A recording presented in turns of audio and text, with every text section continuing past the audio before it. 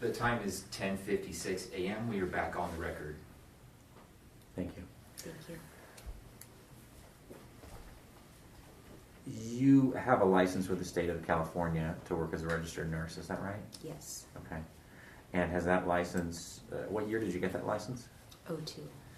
And have you maintained that license in good standing throughout the time since then? Yes. Okay. During the time that you were working at the hospital, were you always working as a full-time staff RN? Yes. Okay. And during some period of time, you were assigned to the nursing float pool, is that right? I don't know. I worked in labor and delivery and postpartum, mother baby unit. So I didn't float anywhere else. Okay.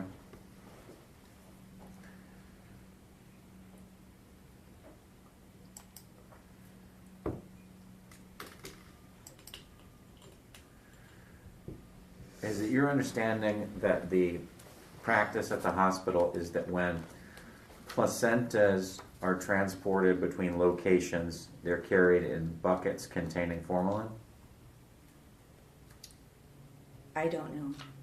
Okay. Do you have any reason to dispute that? What? Will you restate your question? Do you have any reason to dispute that's the policy? No. What did you say before that?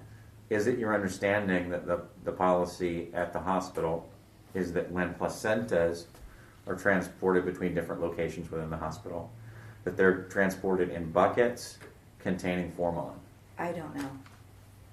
As you sit here today, your sworn testimony is you don't know if that's the policy? I don't know how I don't know. Restate the question again. What's your understanding of the policy at the hospital when it comes to transporting placentas? I don't know that there is a policy. Okay. What's your understanding of practice with respect to transporting placentas? I don't know. Okay. Do you know if there are any rules or workflows or guidance of any kind in terms of how a placenta should be transported from one place to another? I do not know. Okay.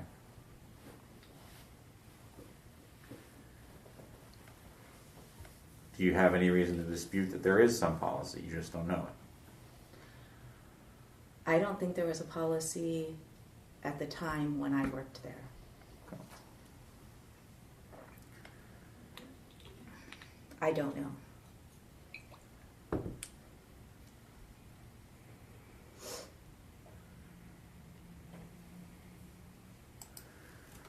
Are you aware of any toxic effects that formalin or formaldehyde can have on people? Yes.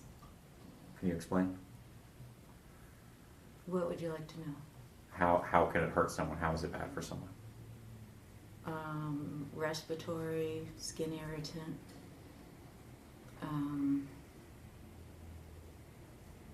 That's all I can think of right now. Is it your understanding that it's potentially lethal? It could be. Yes. Okay.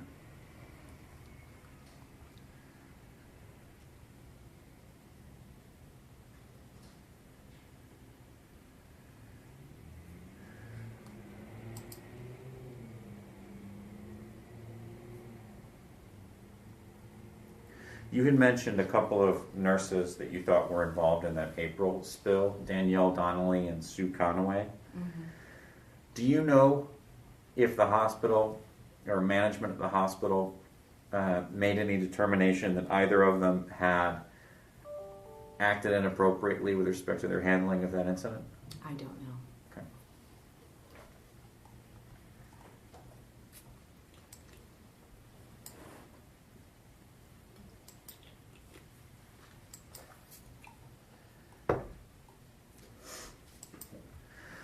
During the time that you worked in the labor and delivery unit at the hospital, did you ever work, were you ever assigned to be what they called lead RN? No. Have you ever heard of that designation, lead RN? Yes. And is it your sworn testimony that you were never the lead RN? lead RN, like the charge nurse RN? Charge lead, that's what I don't know what you're asking. I'm not asking if you were ever a charge nurse. I'm asking if you're familiar with a term that was used there called lead RN. I would associate that with the charge nurse. I don't know. Okay.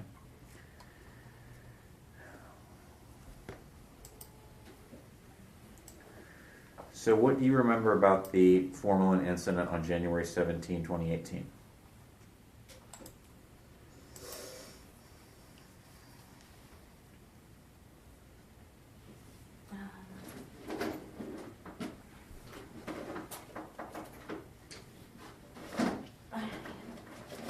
Can you clarify what you want me to know? What you want to ask me? What would you happened like that to day? know?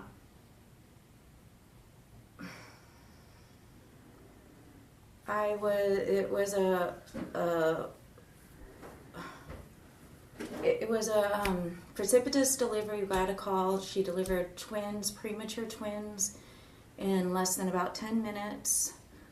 I was the primary nurse. There's my charge nurse, a nurse I was training, the tech, the 2 doctors, and the ICU people came in later. So I was using the term lead. You indicated you were maybe not familiar with that term, but you just used the term I was the primary. What did you mean by I was the primary? Primary care nurse. What does that mean? It means I'm doing patient care. So you're the nurse who's in charge of that patient, essentially? Yeah, but there's a charge nurse in there also who's. Yes. Okay.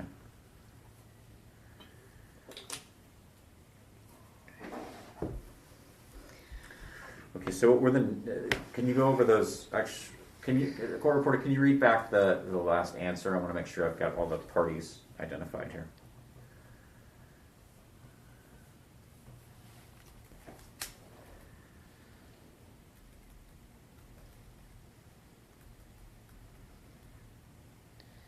Okay, it was a precipitous delivery, and you said a word, Premature. Viticol or something?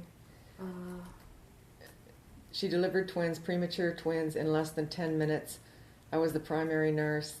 There's a charge nurse, a nurse I was training, the tech, the 2 doctors, and the ICU people came in later.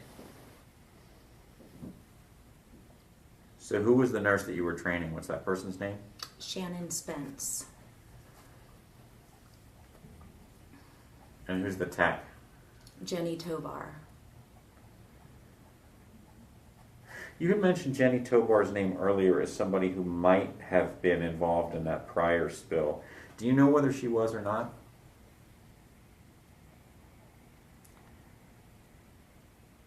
I think that. I'm not sure. Okay. I think the union told me she was. But you don't know. I don't know. Okay. Was there a staff RN there? Staff RN would be all of the R. I don't. Sure. Was someone named Michaela Hamilton there? Kayla? Not that I remember. Okay. No. Not that I remember. Okay. And who was the charge nurse? Christy O'Connell.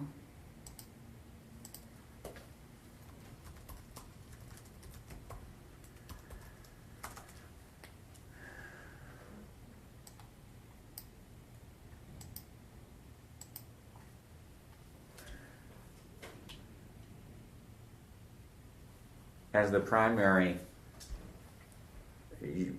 your understanding was you were responsible for following hospital policies and procedures, right? Correct. And as primary, were you also, do you believe you also had any responsibilities in terms of making sure other people on the care team were following policies and procedures? No.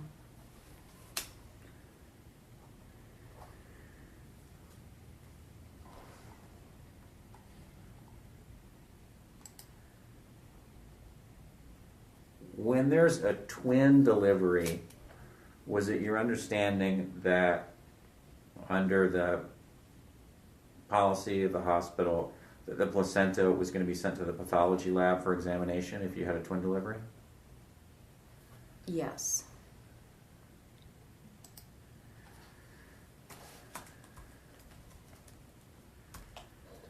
If the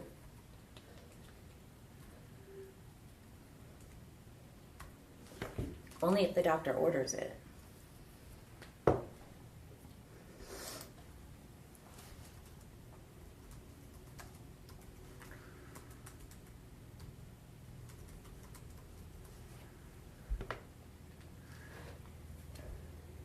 And is the primary RN to verify that order with the doctor? I don't know.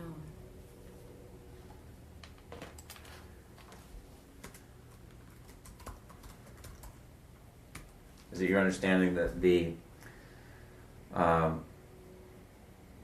placenta needs to be labeled before it goes to the pathology lab? Yes. Do you know whose responsibility that would be? Whoever collects the specimen.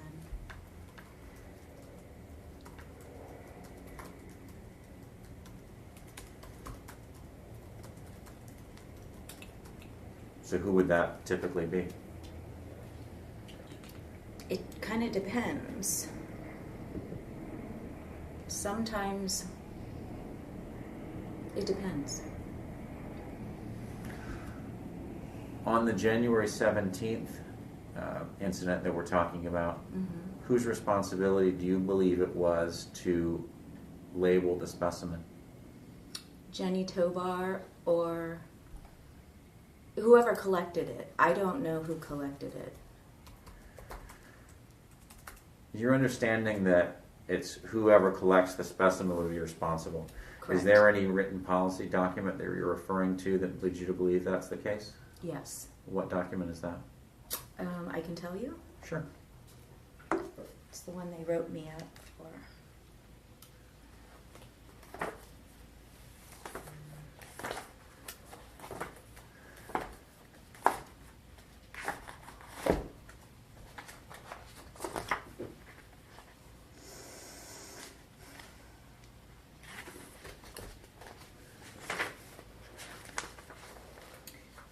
It says right here.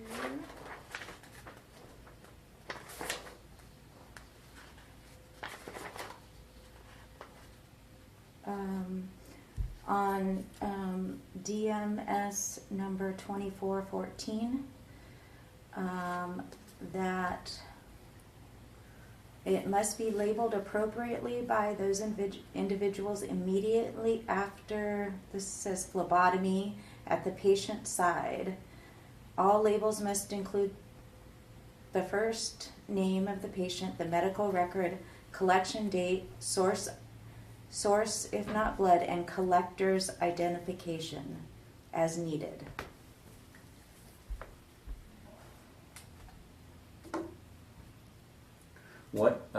Which of your document numbers are you looking at to find that? It is mine is 2, page 6.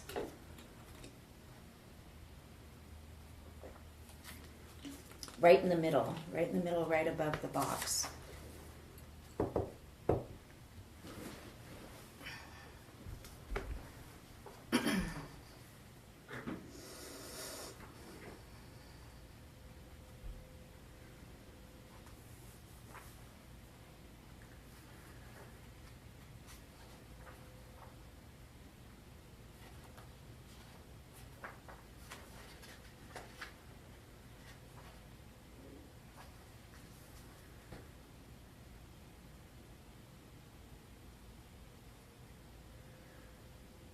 Okay, so this says proper labeling is one of the most important criteria of a specimen. Specimens collected by phlebotomists, physicians, and nurses must be labeled appropriately by those individuals immediately after phlebotomy at the patient's side. Was there a phlebotomist present on the 17th? No. And there was not a physician present on the 17th? Yes, there was. Was there in the room? Yeah. 2. Okay. Did the physician collect the specimen? Well, he took it out and handed it to whoever. I don't know. Yeah, I don't know who he handed it to. Okay. I can assume, but I'm not supposed to do that. Okay. But Jenny Tovar was not a nurse, was she? She is not. Okay. And she's not a phlebotomist or a physician either? Correct. Okay. So who then do you believe should have labeled the specimen? Whoever collected it. Well, you were there. Who do I you don't think, know who do you think collected should it. have? Who do you think should have labeled it? Whoever collected it. Okay. Well, did you understand at the time that that specimen was going out of the room that it wasn't labeled? When it was going out of the room, Yeah. I did realize it wasn't labeled. Okay. And so what did you do upon that realization?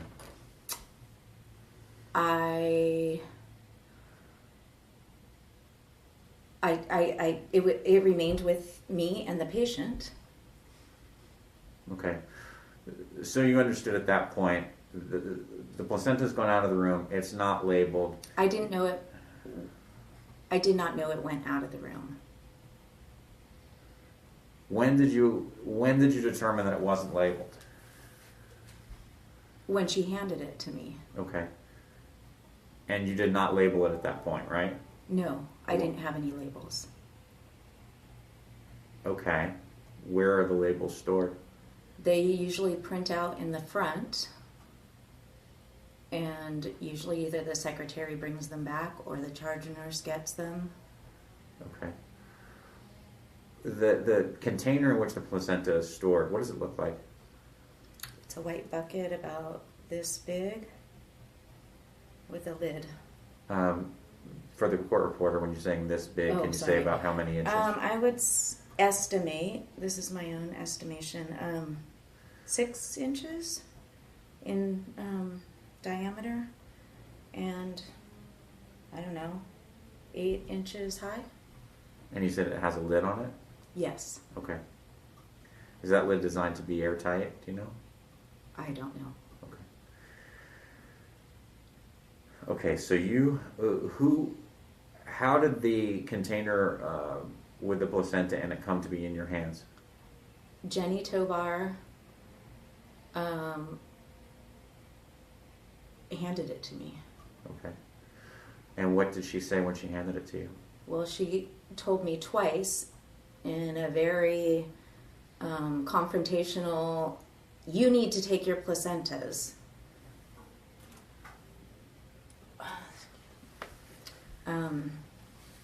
And what was your response to that? I said, what? Confused. Why? Because she always deals with the placenta. I don't want to say always, but that's typically not my job. Okay. She is, yeah, it is her responsibility to deal with the placentas. Okay. Do you know about how much a placenta weighs? I know it varies, but... I don't know. Okay.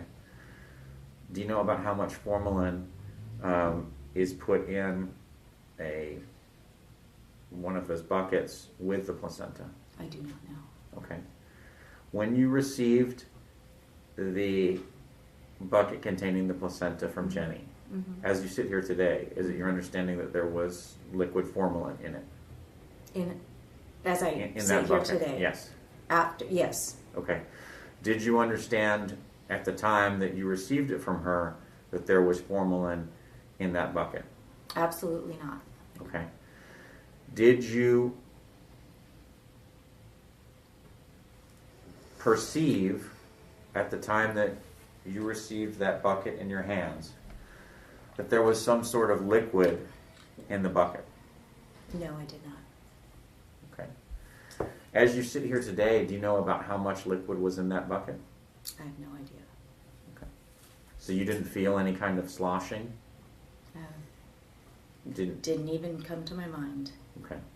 You didn't hear any liquid Nope. sloshing around in the bucket? No. Okay. So after Jenny Tovar gave you that bucket with the placenta in it, what did you do?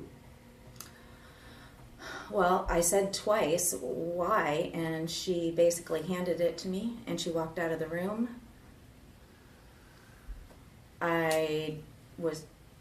I put it underneath on a shelf under the gurney Why did you put it there? because I didn't know what else I could have done with it. Sitting here today, do you think that that was a good choice by you or a bad choice? I had two choices. Leave it there or take it with me.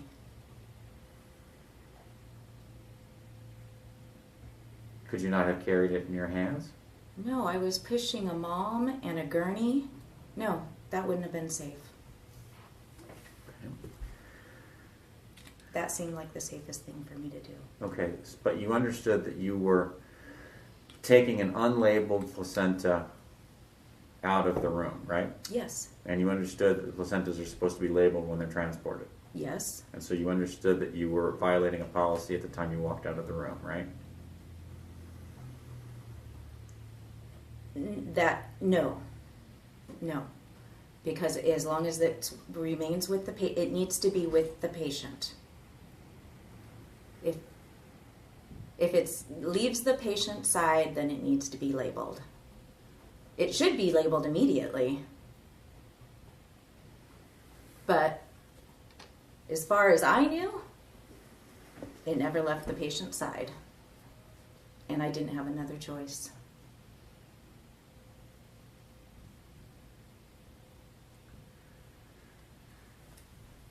I'm open to... Did you have any conversation with the doctor about the placenta?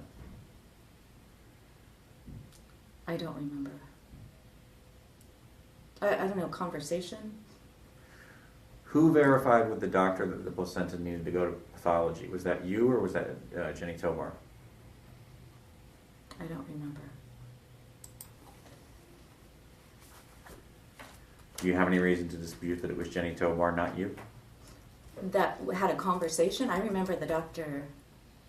I don't remember. I did not have a conversation. I don't know if anybody had a conversation. I remember the doctor saying it was going to pathology. Who did he say that to? He was in the room. He just said it. I don't know.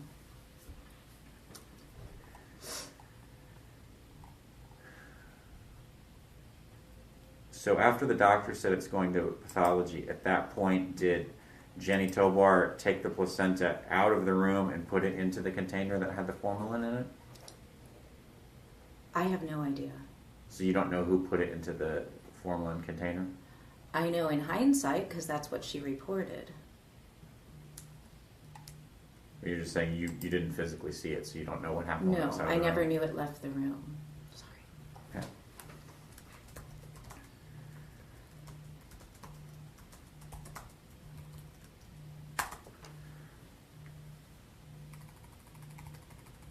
Do you know if there are any rules or policies or workflows or guidelines that would prohibit a container with formalin in it from being brought back into an operating room?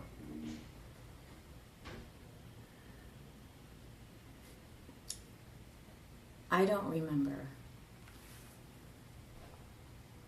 So as you sit here today, you don't know whether there's a rule against bringing formalin, which is a poison, into an operating room? I know it was discussed in our root cause analysis meeting that should have never happened. I don't know if there's policies. Okay. I mean, I know.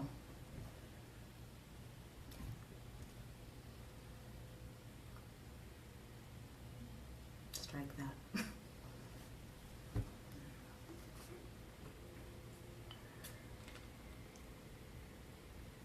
do you have any reason to dispute that Jenny Tobar, when she presented the placenta back to you, she said, "Here's your placenta, you need to label it, it goes to pathology," or words to that effect?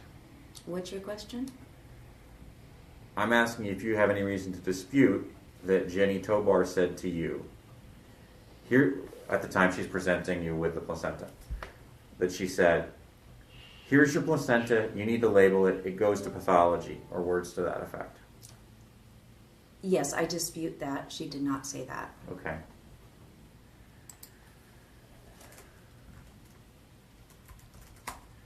What did she say? She said, take your placentas. Or you need to take your placentas.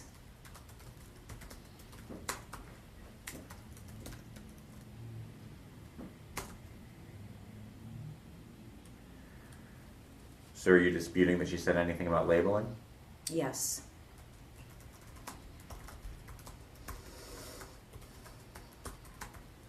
Are you disputing she said anything about where they should go?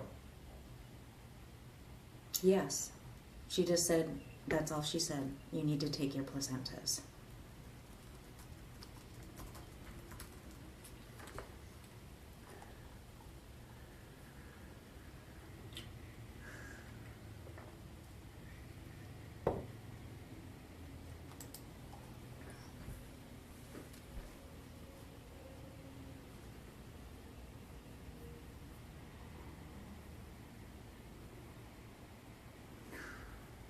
Who is considered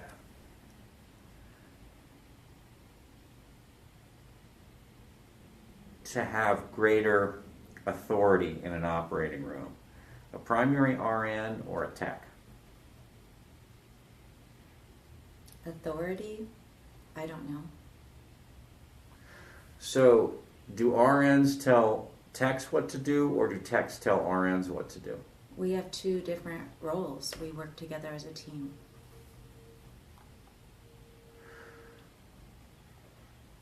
What, if anything, are a scrub, and she was a scrub tech, correct? Correct. A certified scrub tech. Okay. What, if anything, are a certified scrub tech's job duties when it comes to the handling of a placenta? I don't know. I know they take care of them. I don't know.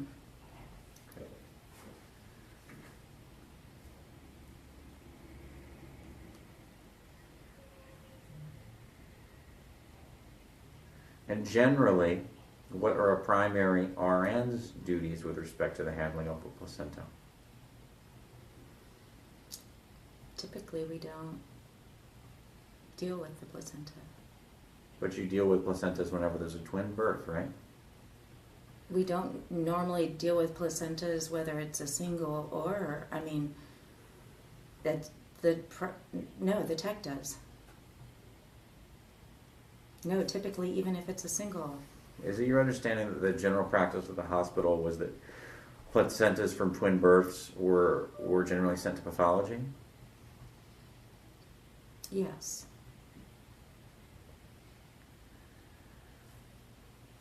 Okay.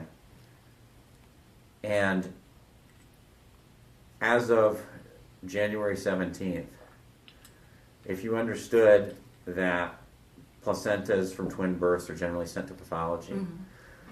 did you understand that they were transported in any particular material, or that they were just transported just alone by themselves inside a container? Yeah, I assume they were transported alone. I worked for 12 years at another hospital. I've never known them to ever be transported in formalin. Okay.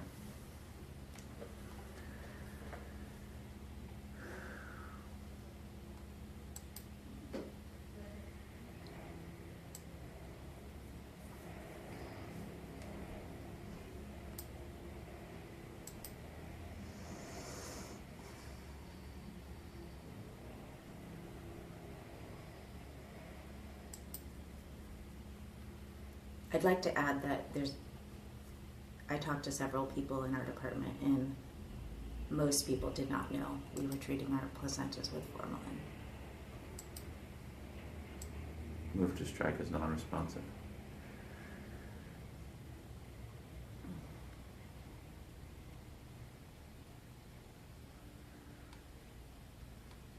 So, how did you plan that the placenta was to be transported to pathology? How did I plan it? I'm sorry, I don't understand. How did you understood that the placenta needed to get to pathology, right? Yes. How did you plan it was going to get there? But the tech would usually take it. On the day of the 17th, how did you intend for it to get to pathology? I would. You mean after she gave it to me? I'm not sure if I understand your question. Okay. At some point, the placenta leaves the operating room after she's brought it back in, right? Right. And that was at the bottom of a gurney, right? Correct. Okay. Who was pushing that gurney? Shannon and I. Both of you were pushing the gurney? Yes. Okay. Did you say anything to Shannon about the bucket at the bottom? Did I say anything? Yes. I don't remember saying anything. I don't remember. But she was right there when the whole interaction took place. Okay. So where did you all go with the gurney with the placenta on it? Into the recovery room. Okay. And what happened then? I locked the gurney, and Shannon lowered the gurney, and that's when it crushed. Okay. Why didn't you take the bucket off before she lowered the gurney? I didn't know she was going to lower it. I mean, it all happened like right away as soon as we got in there. Okay. So what happened when the formalin spilled onto the floor, or what happened when the bucket cracked? It spilled and got onto Shannon's foot. Excuse me. Bubbles. And I immediately smelled it. And I went to the door of the recovery room. I opened the door, and there was 2 nurses sitting at the station. And I told them, we have a chemical spill in here. And, sorry, yeah. You can finish. And then we got the patients and the 2 family members out. And the babies, of course. And then I handed the patients off to these 2 nurses. And then I went into, I told them to tell my charge nurse that we have a chemical spill. They took over my patients. And then I went to the dirty utility room, opened the door. Jenny Tobar was in there. I said, we have a chemical spill.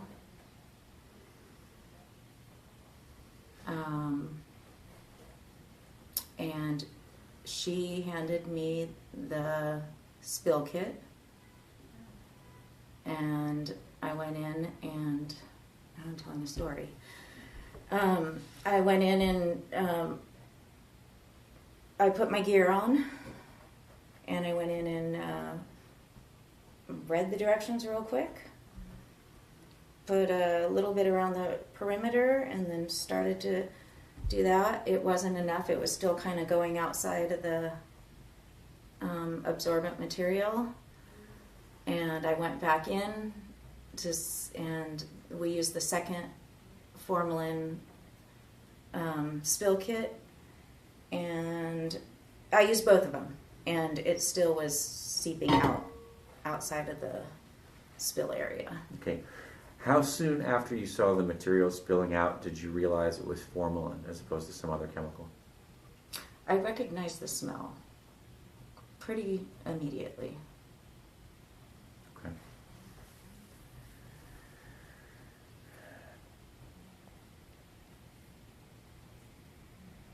Do you know if anybody had to go to the emergency room based off of any symptoms related to the exposure?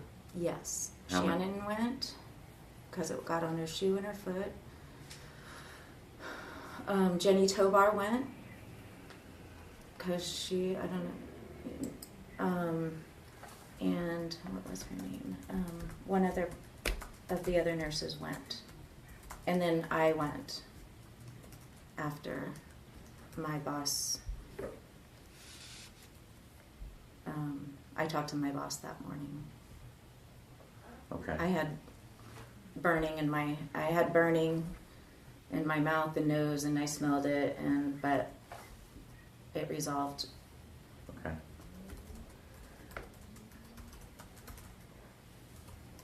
Do you know if the newborn babies had to go to the emergency room?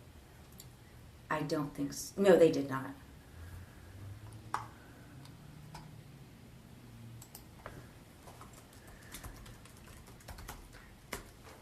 Other than the 3 staff members you mentioned and yourself who went to the emergency department, do you know if anyone else had any adverse health effects as a result of the spill? I don't know. Okay.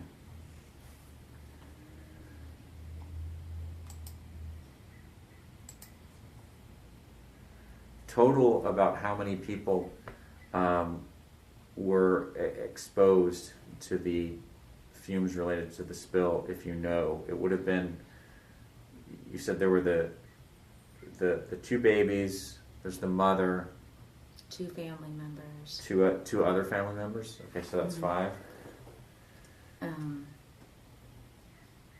Okay, 2 babies, mom, dad, and another family member. Me, Jenny,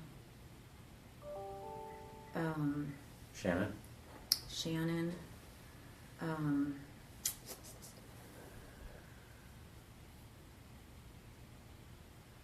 I think we counted 10. I don't remember. Okay.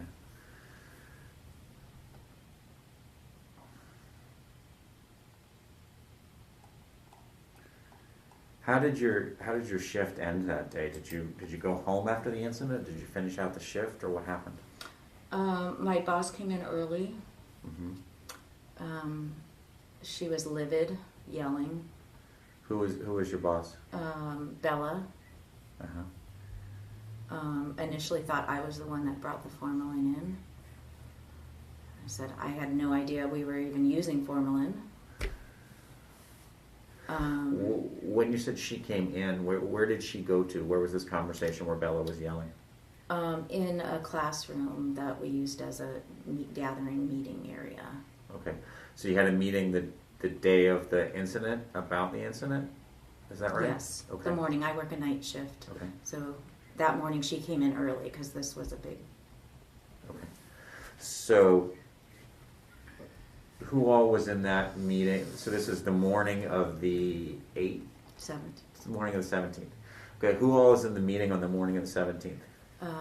Bella and Christy O'Connell. Who else? That's all. So you, Bella, and Christy O'Connell? Yes.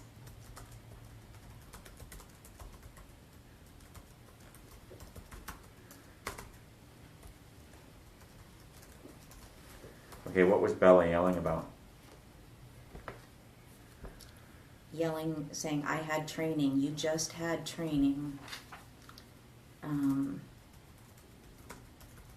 You know it should never be in the room. I don't know. That's all I remember. But she was literally yelling. And she was pissed. Sorry. No, you can say that. How did you respond to her? I said I had no idea we were treating our placentas with formalin. I said I had no idea, and I said I have not had training. She said, you guys just had training. And I said, I haven't not had training. I said, I have not had training. I didn't know we were using it. I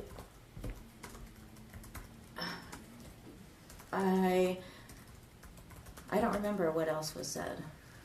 Do you remember how that meeting ended?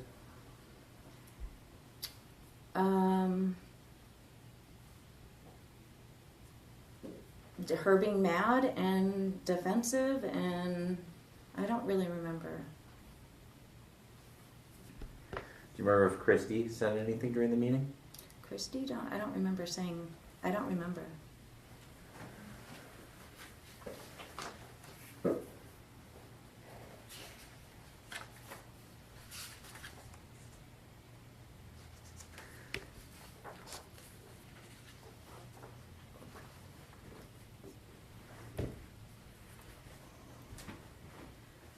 So when you don't remember Christy denying that there had been training during that meeting, do you? No. Okay. And looking back at Porter, what exhibit number is the managing hazardous chemical spills chart? Is I know. I don't think I have 4. this, okay, on exhibit 4, which Yours? was Yours or mine? Okay. okay. See? Oh. Okay. Got it. So I am. We had found your name on this training record previously, reflecting that you had had some training, and I'm looking at Christy O'Connell's name, and there is an X under the IL, so I guess instructor led class. So it looks like she then had some training. She on did? this issue. Wait, let me. What? Christy had training? I look at Christy O'Connell. It's on page 3, Oh. and it looks like she had the training. Yeah. Okay. Okay.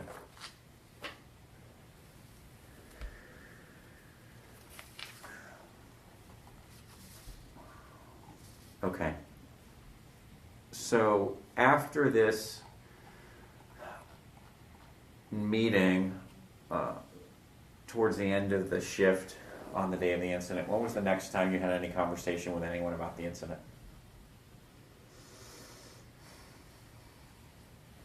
I don't remember. Okay. There was a meeting on or around January 25th that Bella conducted. Do you remember that meeting? Yes. Okay. Who all was present during that meeting? I counted 14 people. Do you know who they were?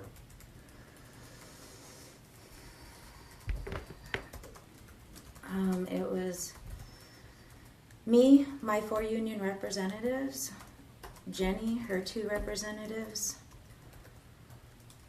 I can look in my notes. Sure.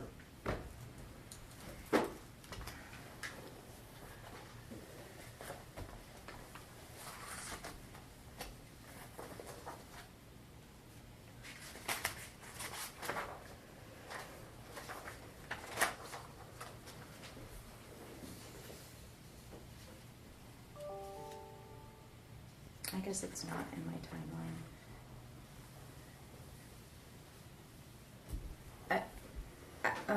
Okay, I thought it was in my timeline. I don't remember. That's all I remember. Do you remember I mean, who was there on behalf of management?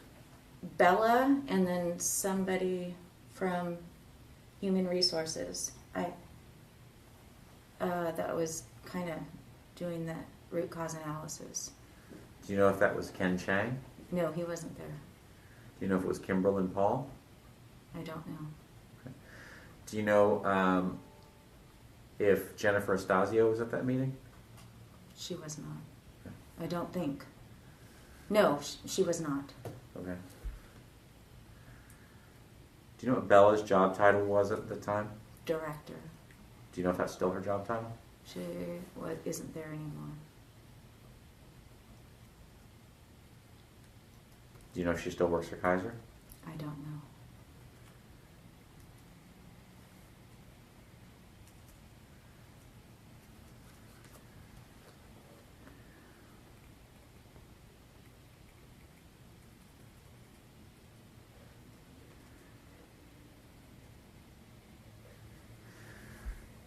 So what do you remember Bella asking you during that meeting?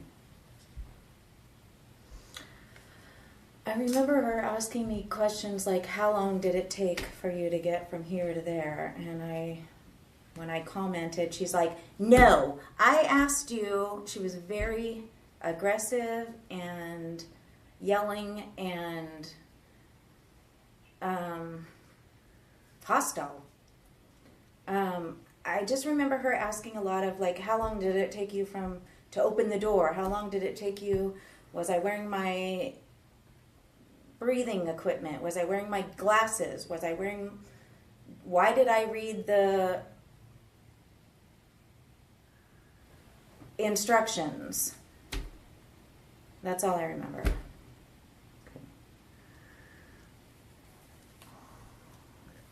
And did you say that during that meeting that you didn't realize there was formalin in the bucket? I told her I had no idea we were treating our placentas with formalin. Okay. Yes. And did she indicate that she didn't believe you? Yes. How did she express that? She called me a liar. She used the word liar? Maybe not verbally. Maybe she insinuated it. I don't remember. I don't remember.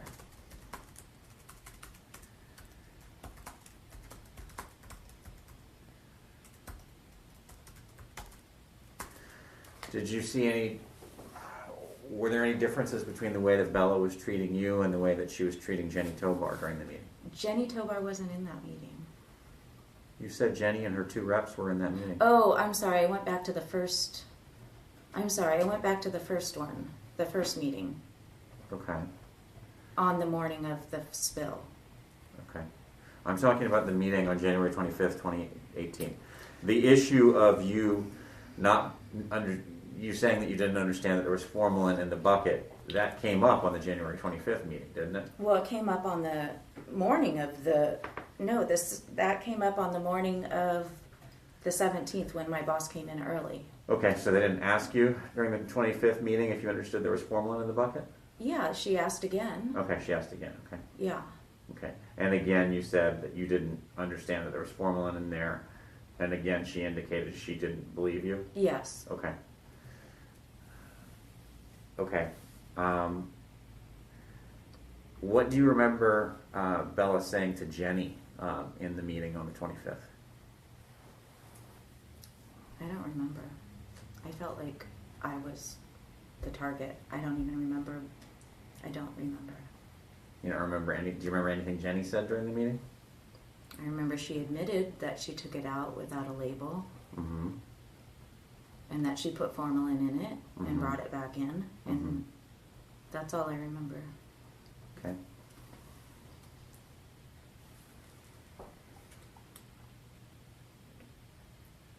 Did you understand at the conclusion of that meeting that you were going to be disciplined? Not at that time. What did you think was going to happen?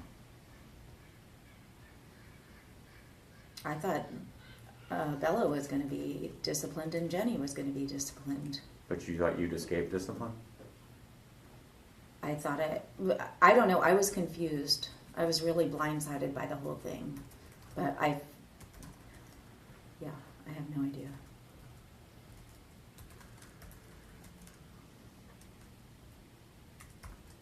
I felt attacked, but I didn't feel like, Why did you think she was attacking you? Because I think she was going to be in trouble unless she blamed it on me.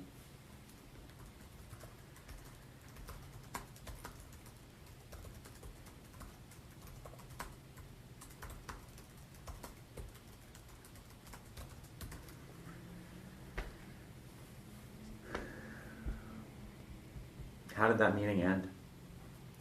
On the 25th? Yeah. I was crying. I was really upset. I felt like I was really, she embarrassed me in front of, she asked me to recite the protocol. Were you able to do that? No, because there isn't one. There is not a placenta protocol.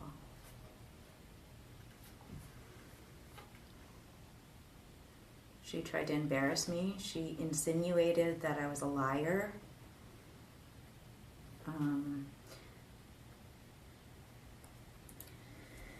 She kept yelling at me, and my union rep stepped in several times and say, let her answer the question.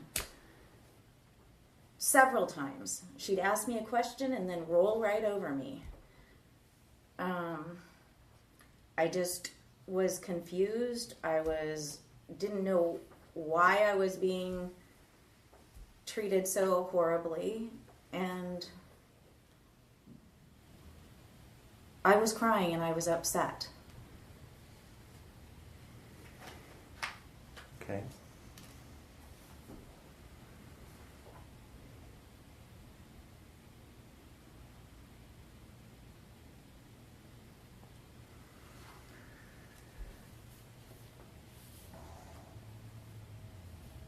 I'd like to look at the document that's marked as D, which will be next in order, which is next in order 5. 5. Okay, so we'll mark this as Exhibit 5.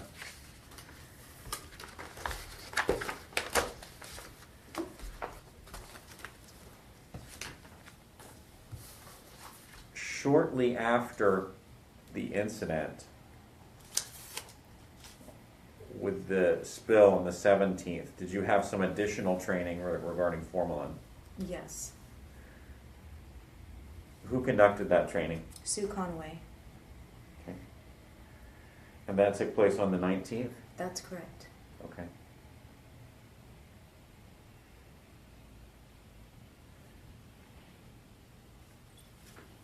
So as part of that training, were you required to verbalize the protocol for Code Orange per hospital policy? I'm sorry, what is your question? As part of that training, were you required to be able to verbalize the protocol for Code Orange per hospital policy? No. As part of that training, were you required to demonstrate the procedure for containing incidental spills? I don't remember. Let me refer to this. Able to verbalize the protocol. I don't remember that, but I'm not disputing it, but I don't remember that. Is there anything that you remember about that training? I just remember that's when she told me that we were keeping pre-filled buckets in the dirty utility room. Okay. That's, let me see. And that we have these spill kits. I knew that before, though. That was told to me before. That we have these spill kits in there. I really don't remember much of what. It was like a 5-minute little competency, so I don't remember. Were you the only one who was receiving this at the time? Was this Yes. a one-on-one? One-on-one, yeah. Okay. All right. And then looking at the document that's marked as E, which will be number 7. 6. 6, sorry. Have you ever seen this document before?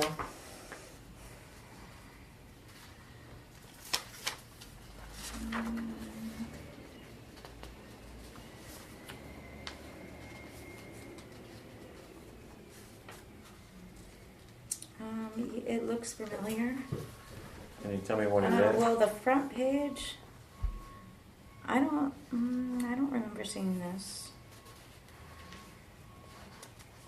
I don't remember seeing this. This looks familiar.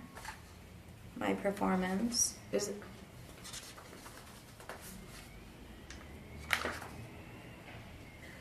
Are you What? talking about the whole thing, or are we Yeah, I'm going talking page about the by whole page? thing. Yeah, I think my union gave me this when I asked for the union documents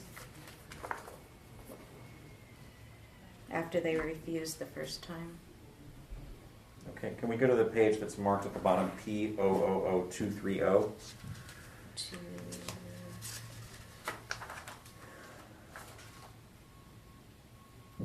That's the first page? No, it's the page at the bottom says P000230. It's about the 7th page or something. Okay, yeah. At the top it says 1, Jodi has 4 years experience at KP, and overall 10 to 12 years experience as L&D-RN. Yeah. Okay. Is it your understanding that the points that are listed here, 1 through 10, are things that your union representative said during the meeting?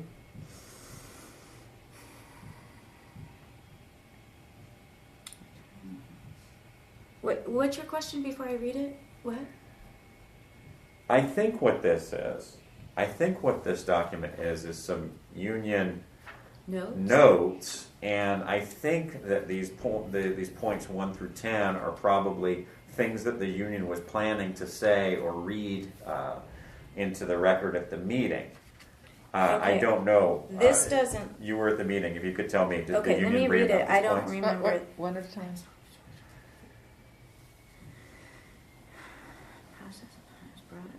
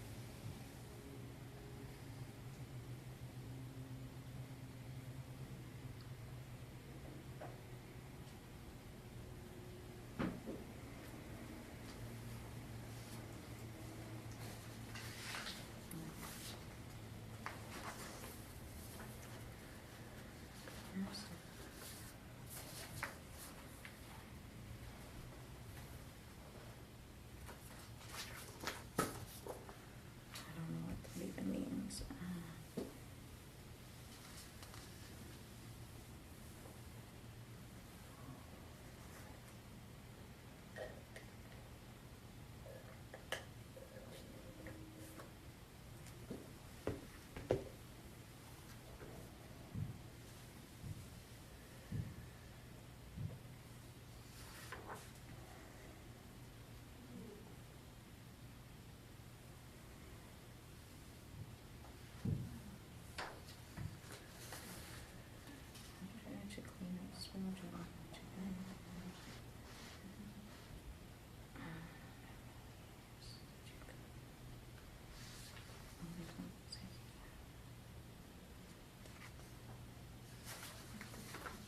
How much do you want me to read?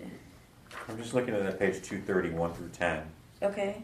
What's your question? The question is, do you remember those being things that the union said, or union representative said, during the meeting on the 25th? Some of them sound familiar and some of them don't. Okay. All right. Why don't you look at pages 231 through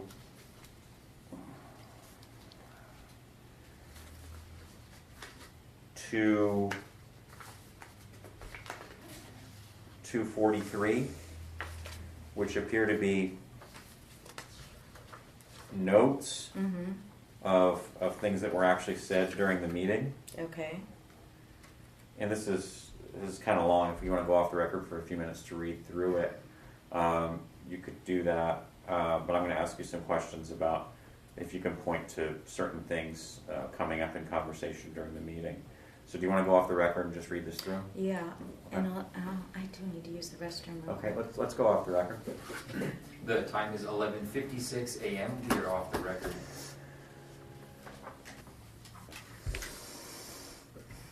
The time is 12:22 p.m. We are back on the record. Ms. Vieira, during the period that we were off the record, did you get an opportunity to review the exhibit containing notes of the meeting held on January 25th? I went over it, yes. Okay. And recognizing that wasn't taken by certified court reporter, and it's not meant to be a word-for-word transcript. Did that appear to you to be generally to reflect the conversation that took place on that day? Generally, but there's a lot I don't remember that was said, and there was definitely a discrepancy in something that I said. Okay. Where do you believe that there was a discrepancy in terms of something that you said? I don't know. It says you knew it was a twin. You knew it was twins, and you knew that placenta goes to pathology with twin delivery. And it says I don't know. I don't remember that. So you don't remember that being said? Do you have any reason to dispute that was said?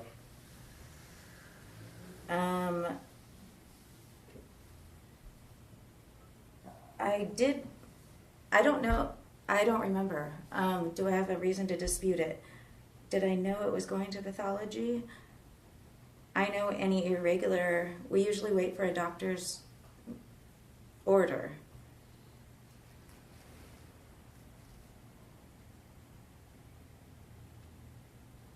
Before we send it. I mean, that's kind of our standard. But I know it is in our protocol. So, but we talked about it. I don't know. Yes, I did know it was going to pathology. I don't know if it was before or after the doctor, but I knew it was going to pathology because he ordered it.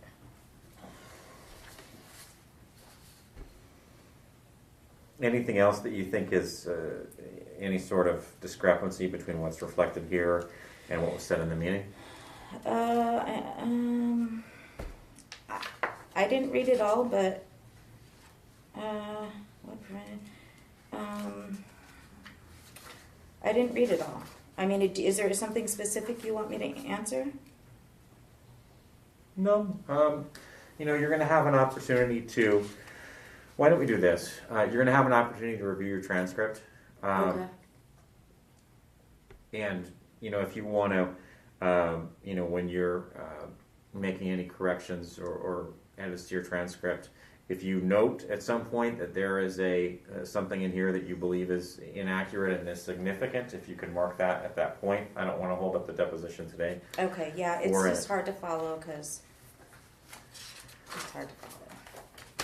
That's fine. Okay. Do you believe that Bella's conduct during the course of this meeting toward you was inappropriate in any way? Absolutely. Okay. How so? I think she was yelling. I don't know if she actually called me a liar, but she insinuated that I was lying. She asked me to recite protocols that aren't even protocols in front of 14. I had no idea that I was walking into, how many are there? 6 here? 14 people? I mean, putting me on the hot plate without me knowing and asking me for that kind of stuff, I think is really harassment. And she was yelling. One of the union members asked her probably 3 times, let her answer the question. I mean, she wasn't letting me answer. She was just very, very inappropriate, very, it was horrible. I mean, I was crying. I didn't even know what was going on.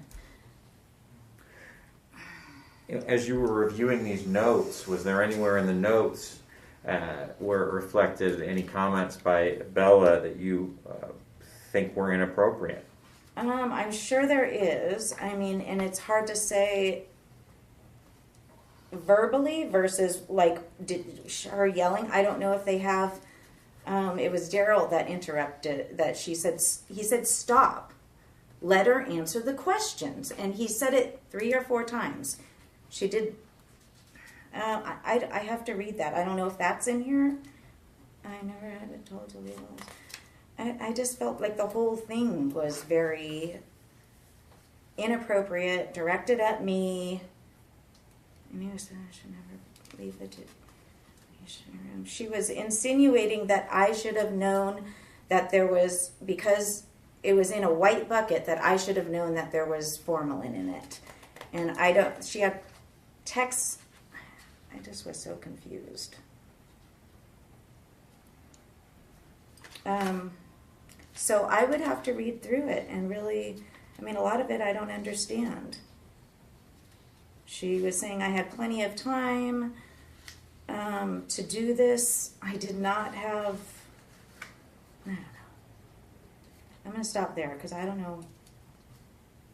Okay. I brought it back and told Jodi it needed to be labeled. That's false.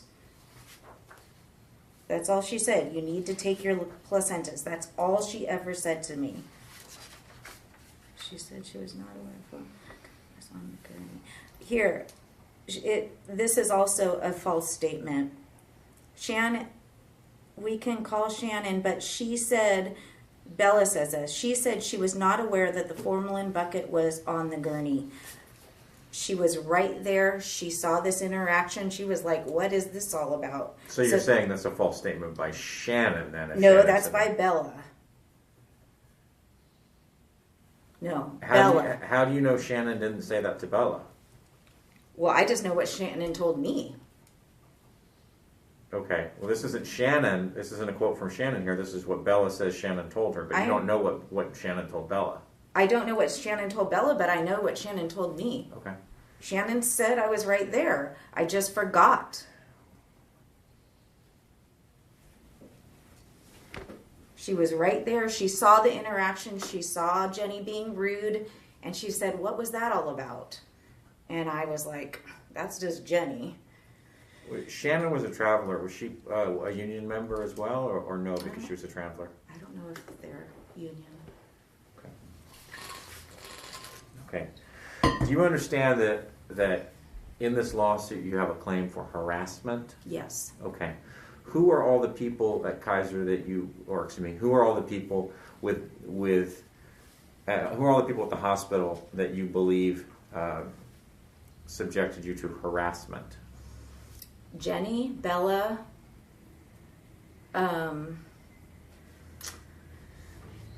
my union, mostly, what's his name? Gosh, I'm blanking right now. Peter. So that's Jennifer Estacio. Sorry. That's Peter Sidhu with the union? Yeah. Okay. Yeah. So not counting employees of the union, I'm talking about employees of Kaiser employees. Okay, so you've said Bella, Jenny Tovar? Jenny Tovar. Okay. Jennifer Estacio. Kenneth Chang. Valerie. That's all I can remember right now. What's Valerie's last name? I think it's like Peterson or Pedersen or Who is Ferguson. who is she? She's in upper management. Okay. Well, with that, I think it's time to let's go off the record for Okay. lunch break. Sounds good. The time is 12:31 p.m. We are off the record. Okay. The time is 1:36 p.m. We are back on the record. Hi, Ms. Vera. Hope you had a nice lunch. Thank you. Right before, as I mentioned just before we went back on the record, a representative from Kaiser is going to be listening in for part of the deposition this afternoon. I'm going to get him online now. Okay.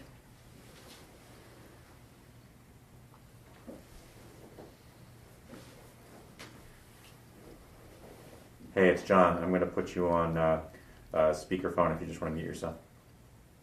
Thanks.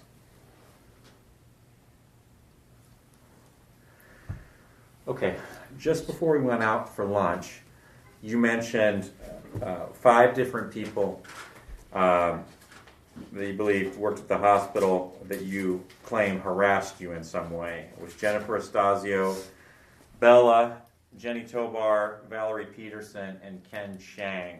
What I'd like to do is go through each of those and you can talk about what that person did to you that you believe was harassment.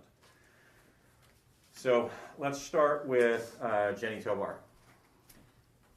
Jenny had been confrontational since I started there. and I just. But the day of the spill, she just was loud and aggressive and condescending, and basically was a bully and insisted I take it. She was assertive and aggressive and handed me the placenta after twice. I said, "What are you talking about?" But it had been an ongoing problem. I mean, not a problem, but just it's her personality. Was she like that to everyone? I don't know, but I saw it with some people. I don't know about everybody. I mean, do you have any reason to believe that she was treating you different than she treated other people? Yeah, she didn't like me. Why do you think that was? She didn't like my sparkle. Okay. Any other motivation for her behavior that you can think of? No. Okay. And when was the last time you ever dealt with Jenny Tovar? The last time? I think since at the root cause analysis meeting. So you never saw her after that? No. Okay.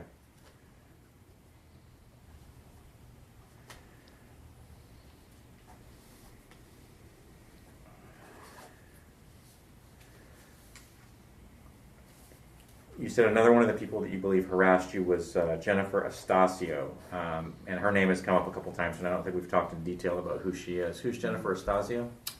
She was the postpartum director, and then when Bella left or got fired, I don't know what happened, she took over for I think, both units, and they brought in another woman that I met once. So when did you first meet Jennifer Estacio? Well, I'd known her before because she was working in postpartum, or she was the director for postpartum. So when did you first start working with her? I don't remember.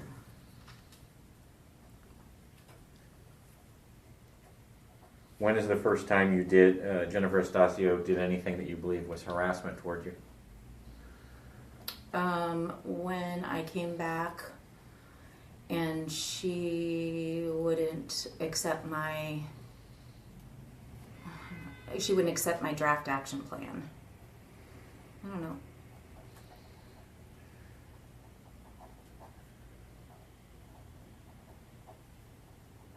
And we'll talk about that in more detail. I'm going to kind of go through things chronologically, and we'll Okay. talk about that in more detail when we get to that Okay.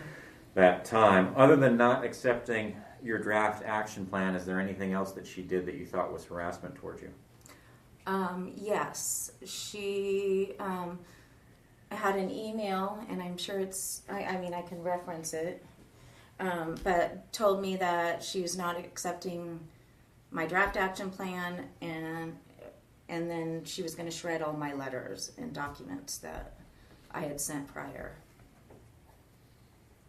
I don't know if I can say that's. Yeah, never mind. Are you going to say you don't know if you can say that's harassment?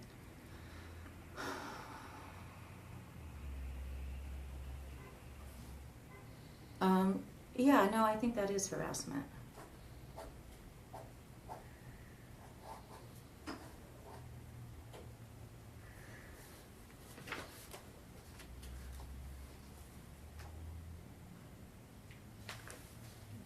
Do you have any idea what Jennifer's motivation was in saying she was going to shred your letters or documents?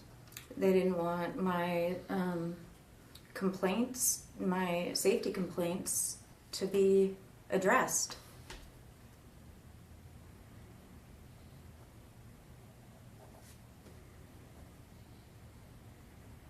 I tried to complain to Bella. She completely disregarded it. I called her several times. I'm going to move to strike this as non-responsive. I'm asking this question is about Jennifer. I'm going to ask you about Bella. Let me just finish. Bella completely dismissed it. I called her several times. I talked to her on the phone. I talked to her and Jennifer. And they asked me, what would you like to see happen? And I said, all I've ever asked for is to do a more thorough investigation. I said, we didn't have the equipment we needed. We were putting all of us, including, it's not just the staff, but these newborn babies at risk. You didn't have the proper equipment. I said, it needs to be investigated. Okay, move to strike all of that as non-responsive. I was asking about Jennifer, not about Bella.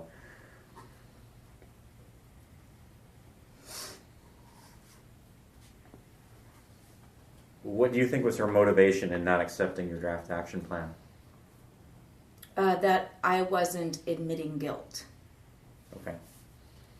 Anything else? That's all I can think of right now. Okay. Other than not accepting your draft action plan and saying that she was going to shred letters or documents from you, is there anything else Jennifer did toward you that you thought was harassment? Yeah, the following day, when I came back for another meeting, she told me that she wanted me to write an email retracting all of my complaints. And she would give me the specific dates. And she said if I didn't, then we are not going forward with the last chance agreement and I would be fired.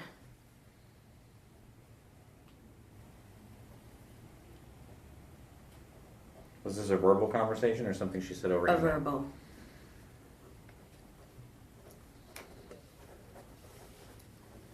In front of the new director, Peter and Alma, I think.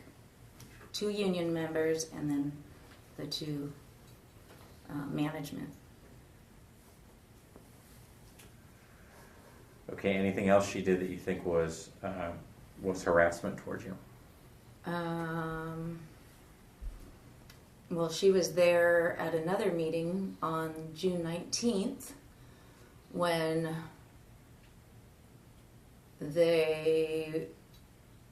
we did the we tried to write they wrote the draft action plan and tried to make me sign the last chance agreement. So did she do anything there that you thought was harassment towards you? I thought I was being harassed by everyone. I was being pressured, harassed, and told I would be fired if I didn't sign it. I asked for an attorney. I asked for my union's attorney. No one was willing to, and my union was not doing anything to help. I felt very alone, and yes, I felt like I was being harassed and retaliated against. Okay, you had mentioned Bella's name. What do you think Bella ever did that was harassment towards you? She yelled, she screamed at me. She called me a liar. I don't know if she used the name, but she insinuated I was lying. She was just, her verbiage was harsh when she was asking me what had happened the morning of the spill when she came in early. She was mad. She knew that we should have all had training, and she was very upset. Okay, other than her conduct in that one meeting, is there anything Bella ever did to you that you thought was harassment? Yes, in the root cause analysis meeting. She again was yelling.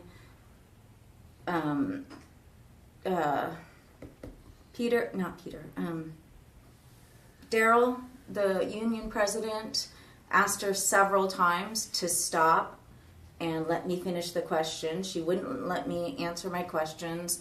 She was yelling. She was trying to embarrass me. She asked, like I said, asked me to recite those policies. She, again, insinuated I was lying. I don't know. It was just really, really harsh and not professional at all. Did you ever see Bella again after that meeting on the 25th? No, Okay. not that I remember.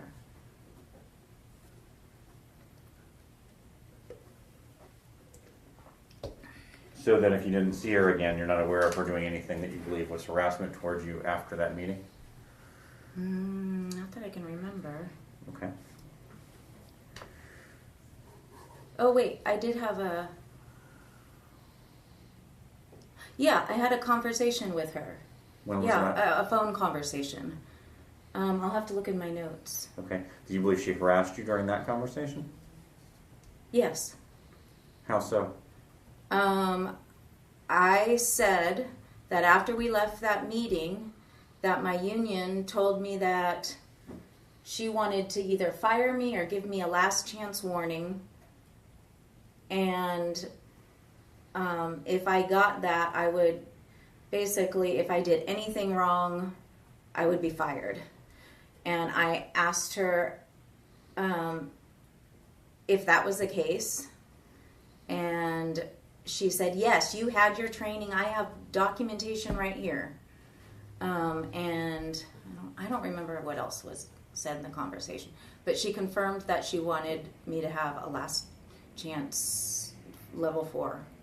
And you believe that your boss saying that they wanted to give you discipline for something that they found that you did, that was a harassment in your mind? No, her conduct was harassing. No, not that she wanted to give me. So what A conduct discipline. did she engage in on that phone call that you Sorry. thought was harassing? Sorry, could you start again? Sorry. So what conduct did she engage in on that phone call that you thought was harassing? I just thought she said it was just her. Let me think about this. What conduct? She just said, we have the paperwork to prove it. You had the training. She knew I didn't have the training. I told her I had it 3 days after the spill. She knew that. She knew I went through both of the formalin spill kits and it still wasn't contained. She was upset that I didn't go down to the ER earlier, told me to go down since I had complained of stuff earlier. She just was very abrasive and loud and aggressive and very unprofessional. So you didn't like her tone? Correct. Okay. Along with many other things. What she said and yeah. What do you think was her motivation? I think she didn't have the training. I complained of these safety issues and she wanted to pin it on me. Any other motivation you can think of for Bella's alleged harassment? They had a formalin spill prior and she didn't get her job done. And she didn't make sure we were all safe. I mean, she put us all in a bunch, this is not okay. And she didn't listen to me. I told her she didn't want to hear it. She knew and she just wanted to pin it on me. I was the scapegoat. As you're sitting here today, do you take any personal responsibility for anything that went wrong on the 17th? No. Nope. I don't. Going back, is there anything you would have done differently? No.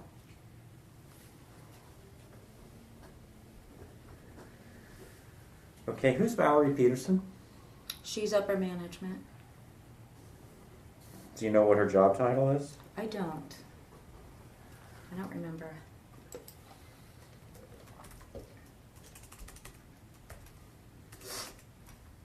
Do you know where her office is? No, I don't.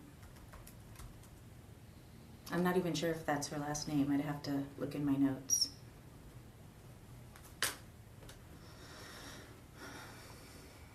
When did you meet Valerie? I'd have to look at my notes. I think it was at the on June 19th at the when they tried to have me sign the last chance agreement. I think. Do you want me to look it up? If you have something that would refresh your recollection, sure.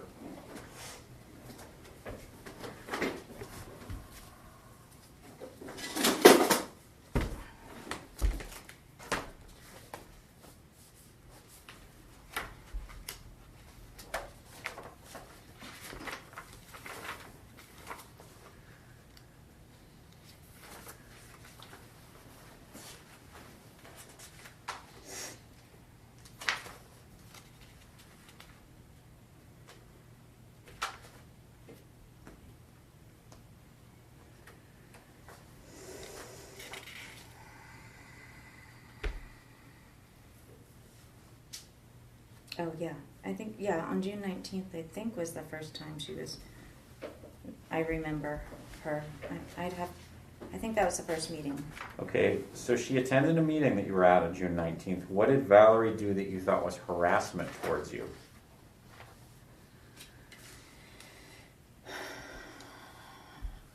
I think the meeting as a whole was, everybody was ganging up on me. Do you remember Valerie saying anything during the meeting? I don't remember what she said, but I remember what I felt. I don't remember. So other than attending a meeting where you don't remember what she said or if she said anything, is there anything else she did that you thought was harassment towards you? I don't remember. I just remember how I felt Okay. when she said something, and I don't know what it is.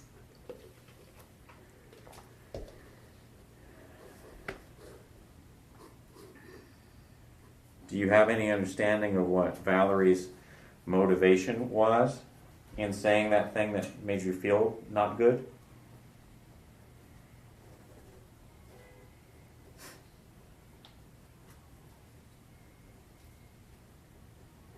I think I went on a date with her ex-boyfriend.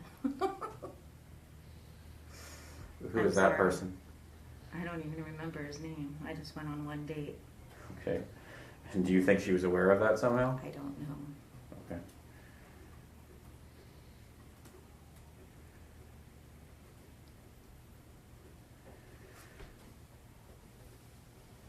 Any other motivation that you can think of for this alleged harassment by Valerie? Well, I think it all comes down to me complaining about the safety concerns. Okay.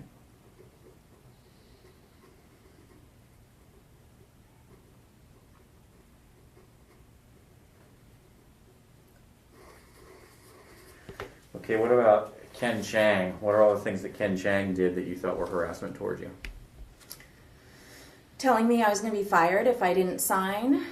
Telling me that it's not okay for me to get legal consult before I signed a legal document that said I'm understanding all the legal ramifications. Hold on. Did Ken Chang ever say that you couldn't hire a lawyer to look at a document? Yes, When did he say that? he said that on June 19th.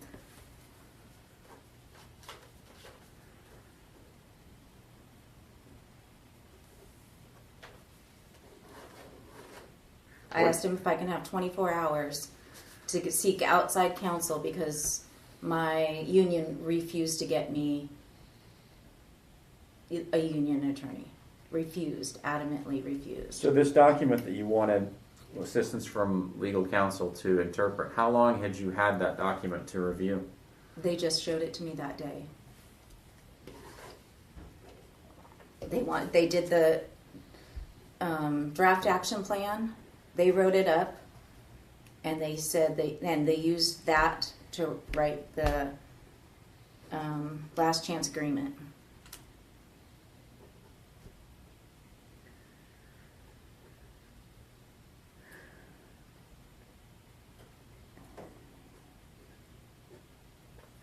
What else did Ken do that you think was harassment towards you?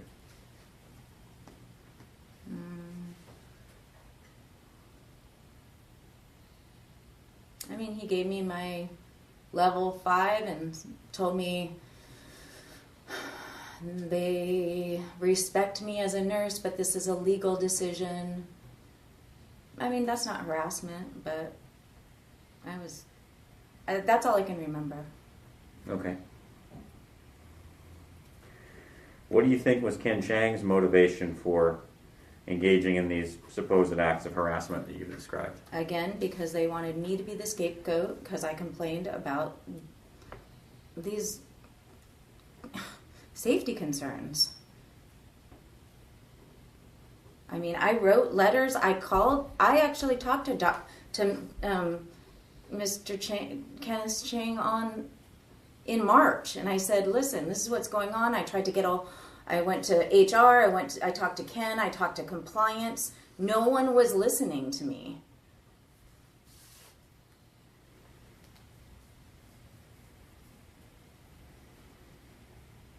And then there was another meeting, well, after I was fired, with Chuck, I forget. They all know. All know exactly what's going on. What's going on? I was their scapegoat.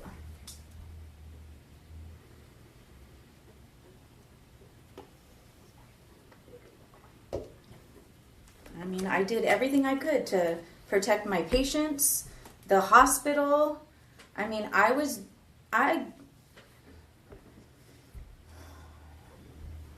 did everything I could, and I tried to go up the chain of command. I talked to my boss first, and then I went up and up and up, and no one wanted to listen, and that's why I went to OSHA.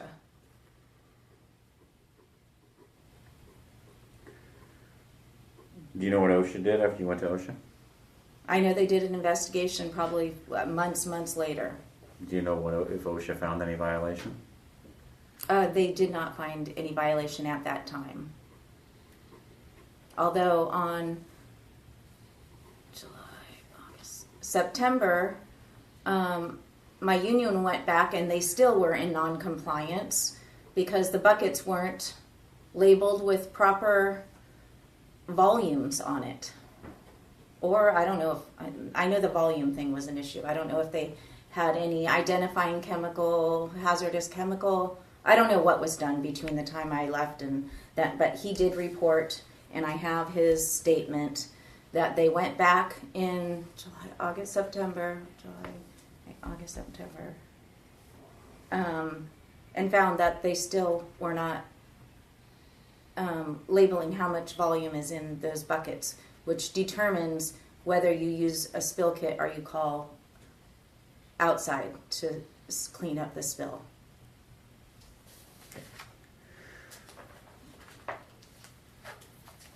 Do you believe that you were discriminated against in your employment? Yes. Who are all the people that you believe discriminated against you? Well, it started off, with Bella, because it's a protected activity of reporting the safety concerns, so I think it started off there. And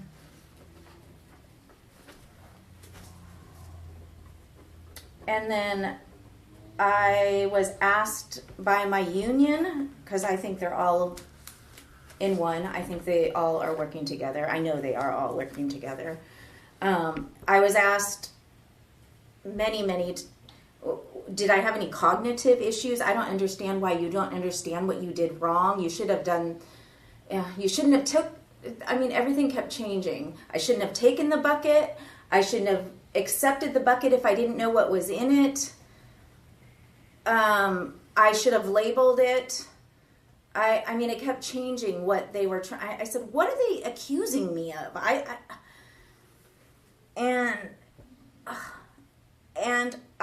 My union asked me if I have any cognitive issues. I said no, but I have anxiety. Or they did ask me if I have anxiety. I said, yeah, I have anxiety when stuff like this happens. And then they took that and ran. Everybody was saying that I'm an emotional wreck and that I went to the ER. I did go to the ER a few days after because I was having a really hard time. They falsified my documents from that visit. I have never had problems keeping a job, sleeping. They took it and ran with it, and now they're trying to make me think that my anxiety was pre-existing. Pre-existing, which my anxiety was under control with my medications. I was not having any problems outside of... the only medication I took was the Effexor, and I'd been taking that for, 14, 15 years. I want to caution you, you said the word they a whole lot. I think you're talking about your union. But when you say they, it's helpful if you're clear in terms of who you're talking about. The union and Kaiser, they were all working together. It was a group effort. So I'm asking you who at Kaiser do you believe discriminated against you? You've mentioned Bella. Well, when they falsify my documents in Bella, yeah, she told me, I hope you feel better and just take care of yourself. And I'm like, I mean, they weren't addressing the real issue. Was that offensive to you somehow? It was that very she offensive. said, take care of yourself? Wait a minute, one at a time. Question. Was that offensive to you? Somehow that she said she wanted you to feel better and take care of yourself? Yeah, it was. Why? Because she knew exactly that whole meeting was directed at making me feel overwhelmed. And it was very intentional what they did to me. No one ever asked me about a label.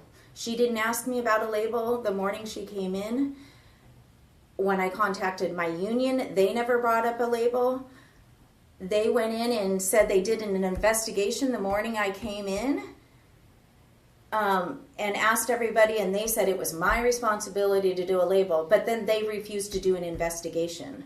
Why are they investigating something that they haven't even addressed with me or asked me? And then I go into a meeting with 14 people? That is intentional infliction of emotional distress. That's what they were doing. All of them. All of them.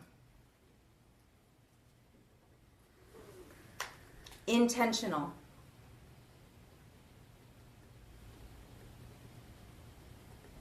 100%.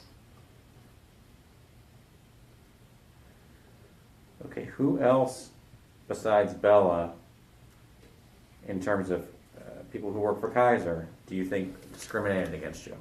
Everyone in all these meetings, So by attending meetings, they were discriminating against you? I think pulling people together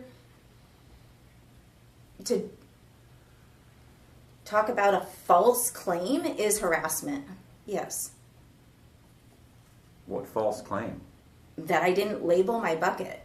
You didn't label your bucket. It wasn't mine to label. But that's not a false claim. There's no dispute you didn't label it. It wasn't mine I did not collect it. In that policy, it says that the collector labels the bucket. That is not my responsibility. The person that puts that label on is saying, I saw this come out of that person. I didn't see it. It was Jenny, and it was, I'm sorry. I don't mean to be, I'm sorry. I'm getting anxious. It was Jenny. I'm assuming it was Jenny. I didn't see it. I didn't see the placenta come out. I'm sorry. I'm getting anxious. Sorry. Okay. If at some point you need to take a break, we can take a break if you're getting too worked up.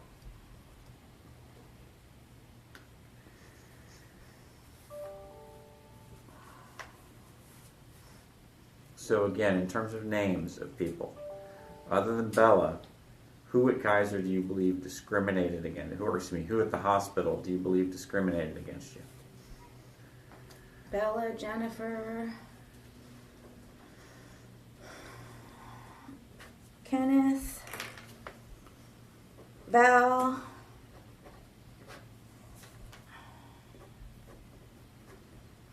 my union members, all of them, Peter, Daryl, Autumn,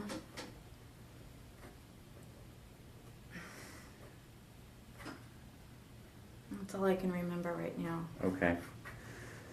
And in terms of the actions that were taken towards you by these people, and I'm not including the union people who are not Kaiser employees, but in terms of actions that were taken towards you by Bella, Jennifer, Kenneth, or Val, is it anything beyond what we talked about in terms of, of harassment? Or okay. Yeah, it's emotional harassment. Yes, yeah. So what actions? I can't remember right now. I do need a break. I'm Okay. getting too upset.